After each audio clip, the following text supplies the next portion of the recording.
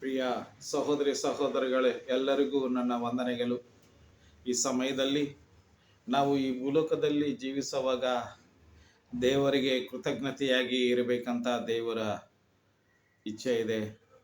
ನನ್ನ ಪ್ರಿಯ ಜನರೇ, ಸಹೋದರರೇ, ನನ್ನ ಕರ್ನಾಟಕದ ಎಲ್ಲ ನನ್ನ ಸಹೋದರಿ ಸಹೋದರಿಗಳಿಗೆ, ಪ್ರಪಂಚದಲ್ಲಿ ಇರೋ ಎಲ್ಲ ಸಹೋದರಿಗಳು ಎಲ್ಲರೂ ನೀವು ದೇವರ ಸನ್ನಿಧಿಯಲ್ಲಿ ನೀವು ಪ್ರಾರ್ಥನೆ ಈ ರೀತಿ ಮಾಡುವಂಥವರಾಗಿ ಇರುವಂತೆ ನಾನು ಬಯಸ್ತೀನಿ.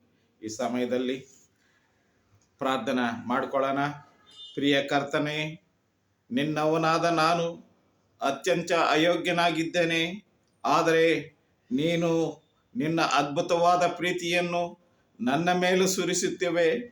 ಸಾಮಾನ್ಯವಾಗಿ ನಾನು ಅಲೆದಾಡುತ್ತಾ ನಿನ್ನ ಚಿತ್ತವನ್ನು ಮಾಡಲು ವಿಫಲವನಾದರೂ ನಿನ್ನ ಕೃಪೆಯುಳ್ಳ ಪ್ರೀತಿಯು ನನ್ನಲ್ಲಿ ಈಗಲೂ ನೆಲೆಗೊಂಡಿದೆ ಅಂತ ನಾವು ದೇವರ ಸನ್ನಿಧಿಯಲ್ಲಿ ಪ್ರಾರ್ಥನೆ ಮಾಡಿದರೆ ದೇವರು ನಮ್ಮನ್ನು ಖಂಡಿತವಾಗಿ ಆಶೀರ್ವಾದ ಮಾಡೋಂಥ ದೇವನಾಗಿದ್ದಾನೆ.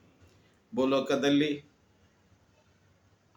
ಇರೋ ಎಲ್ಲ ಜನರನ್ನು ಅವರ ಸನ್ನಿಧಿಯಲ್ಲಿ ಜ್ಞಾಪಿಸಿಕೊಂಡಂಥ ದೇವರಾಗಿರೋದಕ್ಕಾಗಿ ನಾವು ಅವರಿಗೆ ಸ್ತೋತ್ರ ಮಾಡೋಣ. ದೇವರ ವಾಕ್ಯ ನಿಮ್ಮಲ್ಲಿ ಸದಾಕಾಲ ಇರಲಿ ಅಂತ ನಾನು ನಿಮಗೆ ಸಮಾಧಾನವಾಗಿರಲಿ ಅಂತ ನಾನು ಬೇಡಿಕೊಂಡು ಯೇಸು ಕ್ರಿಸ್ತ ನಾಮದಲ್ಲಿ ಬೇಡಿಕೊಳ್ಳುತ್ತಿದ್ದೀನಿ. ಆಮೆನ್.